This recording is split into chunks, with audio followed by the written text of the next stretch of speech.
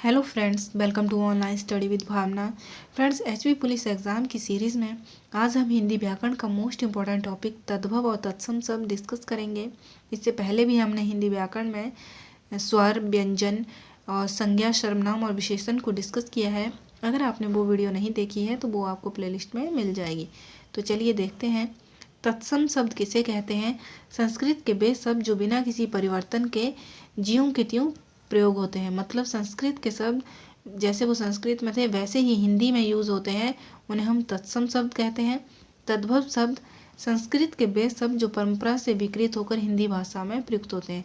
मतलब संस्कृत के वे शब्द जिनमें कुछ परिवर्तन हुआ है वे तद्भव शब्द कहलाते हैं। और विदेशज जो विदेशी प्रभाव के कारण भिन्न भिन्न भाषाओं से आए हैं उन्हें विदेशी शब्द कहते हैं। जैसे अंग्रेजी भाषा, फ्रांसीसी भाषा, इन्हें हम विदेशी शब्द कहते हैं। ये तो तत्सम और तद्भव शब्द की परिभाषा हो गई, लेकिन मेनली हमने वो शब्द देखने हैं कि कौन से शब्द तत्सम के हैं और कौन से तद्भव के हैं। तो चलिए देखते हैं। ओके, जो तत्सम और तद्भव शब्द हैं वो बहुत ज़्यादा होते हैं। उन सबको लर्न करना इतना इजी नहीं है, लेकिन कुछ ट्रिक्स होती हैं, कुछ बातें होती हैं जिनको हमें ध्यान में रखना है और हम सभी जो तत्सम और तद्भव शब्द हैं वो हमें समझ में आ जाते हैं और हम उन्हें इजीली कर सकते हैं। तो चलिए देखते हैं। सबसे पहले है, अगर किसी शब्द में क्ष, त्र, ज्ञ, स्र हो तो वह तत्सम शब्द होगा। बस हमने यहीं से पता लगाना है कि अगर किसी शब्द में क्ष आ रहा है, त्र आ रहा है, ज्ञ आ रहा है या स्र आ रहा है तो वो तत्सम शब्द होगा। जैसे बुभुक्षा, यहाँ पे क्ष आ रहा है तो हमें पता चल रहा है कि ये कौन सा शब्द है, ये तत्सम शब्द है। जब क्ष तत्सम में होता है तो जब इसका तद्भव बनता है तो इसका ख बन जाता है। क्ष का ख, त्र का त, ज्ञ का ज और श्र का स बन जाता है। ओके, अब यहाँ बुभुक्षा है, यहाँ बन गया भूख। तो हमें पता चल रहा है कि ख जो है वो किसका बनता है, वो बनता है क्ष का। तो यहाँ ख से ही हमें पता चल रहा है कि ये तद्भव है, क्ष से पता चल रहा है कि ये तत्सम है। आगे देखते हैं भिक्षा, यहाँ भी क्ष है, इसका बन गया भीख क्योंकि क्ष का तद्भव में ख बन जाता है। छत्र, त्र का त बन जाता है, छाता। अज्ञान, ज्ञ का ज बन जाता है। क्षेत्र, त्र का त बन जाता है और क्ष का ख बन जाता है। तो क्षेत्र का खेत।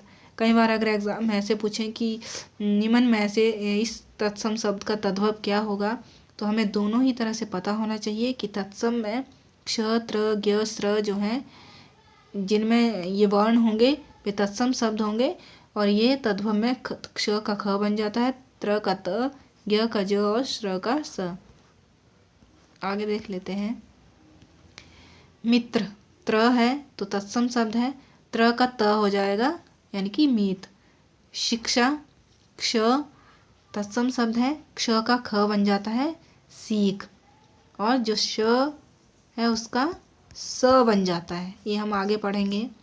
जो श शलगम है उसका स बन जाता है। ये तत्सम में होता है और ये तद्भव में होता है। क्षीर, क्ष दिया है, क्ष का ख बन जाता है। आश्रय, श्र का स बन जाता है आश्रा। अश्रु का अश्रु, श्र का भी स बन जाता है। तो हमें सिंपल ये चार चीज़ें याद रखनी है कि क्ष, त्र, ज्ञ और श्र, ये वर्ण जिस शब्द में यूज़ होंगे वो तत्सम शब्द होगा। चेंज होके क्ष का ख हो जाएगा, त्र का त हो जाएगा तद्भव में, ज्ञ का ज हो जाएगा और श्र का स हो जाएगा। जैसे यहाँ अश्रु तो इसका आंसू हो जाएगा। ओके, नेक्स्ट देखते हैं। अब है, किसी शब्द में भी अगर ण वर्ण आए तो वह तत्सम होगा। जिस शब्द में भी ण वर्ण होगा वहाँ से हमें पता चल जाएगा कि ये तत्सम शब्द है। जैसे यहाँ कर्ण, यहाँ ण दिया है तो हमें पता चल रहा है ये तत्सम शब्द है और ण का तद्भव में न बन जाता है। जैसे कान, तो हमें पता चल रहा है यहाँ कान दिया है न, मतलब ये ण का न बना है तो ये तद्भव शब्द है, और अगर न होता तो ये तत्सम होता। चूर्ण तत्सम शब्द है, इसका तद्भव चूर्ण हो जाएगा। कृष्ण इसका किशन। गणना गिनती। त्रिगुण यहाँ न दिया है, यहाँ पे त्र का क्या बन जाता है, त्र का त बन जाता है, ण का न बन जाता है। ये तो बिल्कुल सिंपल है, एक ही वर्ण है, ण का न बन जाता है। ये वाला तत्सम में होता है, ये वाला तद्भव में। ओके नेक्स्ट है, अगर किसी शब्द में चंद्र बिंदु हो तो वह तद्भव होगा। अगर किसी शब्द के ऊपर चंद्र बिंदु लगा हो तो वो कौन सा होगा, वो तद्भव होगा। ये तद्भव है और ये तत्सम है। ओके देख लेते हैं, इन सब के ऊपर चंद्र बिंदु लगेगा। जैसे कुंवारा हम कैसे लिखते हैं, कुंवारा, तो चंद्र बिंदु जिसमें भी होगा वो तद्भव शब्द होगा। बूंद ऐसे लिखते हैं। माँ, तो माँ जहाँ है वो तद्भव शब्द है और इसका क्या होगा, तत्सम माता। पाँच, पाँच हम ऐसे लिखते हैं और इसका तत्सम क्या होगा, पंच। और क्योंकि इन सब के ऊपर चंद्र बिंदु लगा हुआ है तो जहाँ भी चंद्र बिंदु होगा वो सब तद्भव शब्द होगा। ओके नेक्स्ट है, अगर किसी शब्द में री की मात्रा या र की मात्रा हो तो वो तत्सम शब्द होगा। जहाँ पे भी री की मात्रा होगी, देखते हैं। सर्प, र की मात्रा लगी है ऊपर से, तो ये क्या है, तत्सम शब्द है। तद्भव इसका क्या होगा, सांप। श्रृंखला, री की मात्रा लगी है तो हमें पता चल रहा है जहाँ भी री की मात्रा या र की मात्रा, यानी कि र की एक ऊपर को और एक जो नीचे को लगती है शब्द के साथ, ये दो मात्राएं या री की मात्रा हो तो वो शब्द जो होंगे वो तत्सम शब्द होंगे। सूर्य, सूर्य पर भी र की मात्रा लगी है, इसका तद्भव क्या होगा, सूरज। प्रस्तर, इसका क्या होगा, पत्थर।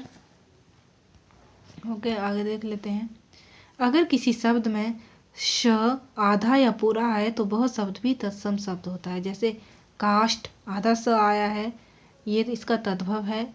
ओष्ठ तत्सम शब्द है। होंठ तद्भव है। मूषक, मूषक के बीच में भी श आया है तो ये तत्सम है, इसका चूहा होगा तद्भव। शुष्क का क्या होगा, सूखा।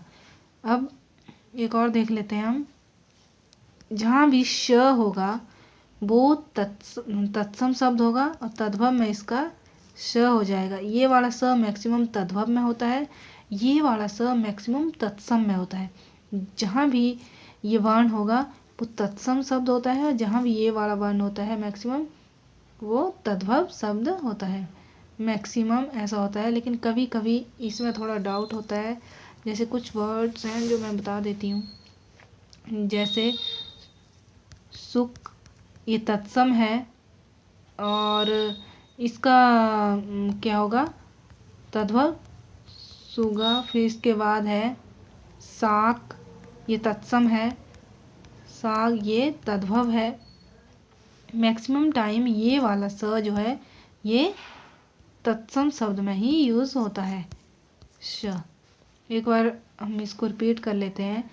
क्ष, त्र, ज्ञ, श्र, जहाँ होंगे वो तत्सम शब्द होंगे। जहाँ भी न होगा,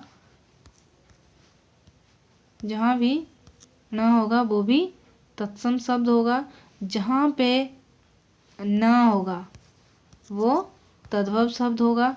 और क्षत्र का क्ष का ख बन जाएगा, त्र का त बन जाएगा और श्र का श बन जाएगा और ज्ञ का जो है ज बन जाएगा। इसके बाद जहाँ भी चंद्र बिंदु होगा वो तद्भव शब्द होगा। और इसके अलावा जहाँ पे भी श होगा या आधा स होगा वो तत्सम शब्द होगा।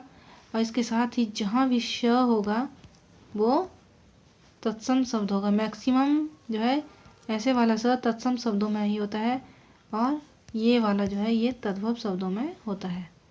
ओके नेक्स्ट देख लेते हैं कुछ विदेशी शब्द। विदेशी शब्द कौन कौन से हैं, जैसे टेलीफोन, जैसे हम इंग्लिश में लिखते हैं टेलीफोन, और वैसे ही इनको प्रोनाउंस करते हैं हम, तो वो विदेशी शब्द होते हैं। जैसे टेलीग्राफ, तो जैसे लिखे जा रहे हैं वैसे ही हम इनको पढ़ते हैं और वैसे ही लिखते हैं, तो ये विदेशी शब्द होते हैं। जैसे कॉलेज, कंपनी, रिकॉर्ड, ये सभी क्या हैं, ये विदेशी शब्द हैं। इन शब्दों से ही हमें पता चल जाता है, क्योंकि ये इंग्लिश में भी वैसे ही लिखे जाते हैं। जैसे जनवरी, फरवरी, मार्च, अप्रैल, दिसंबर तक, ये सभी जो हैं ये विदेशी शब्द हैं। फ्रेंड्स, आई होप आज की जो वीडियो है वो आपके लिए यूज़फुल होगी। अगर आपको वीडियो अच्छी लगे तो लाइक करें। Thank you, keep watching.